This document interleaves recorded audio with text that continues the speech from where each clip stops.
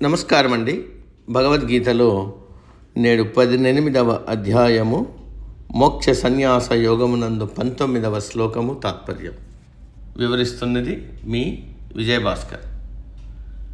జ్ఞానం కర్మ చ కర్తా చ త్రిదైవ గుణభేదతః ప్రోచ్యతే గుణసంఖ్యానే యదావశృణుతాన్యపి.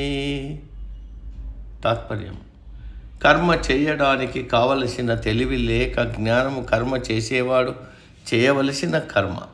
ఈ మూడు సాంఖ్య శాస్త్రములో చెప్పబడిన విధంగా మానవుల యొక్క సత్వ రజస్తమో గుణముల మీద ఆధారపడి ఉంటాయి. వీటి గురించి వివరంగా చెబుతాను, శ్రద్ధగా విను అని అంటున్నాడు కృష్ణ పరమాత్మ. నేటికి సమాప్తం. తదుపరి శ్లోకం రేపటి రోజు. సర్వే జన సుఖినో భవంతు. అందరూ బాగుండాలి, అందులో మనం ఉండాలి.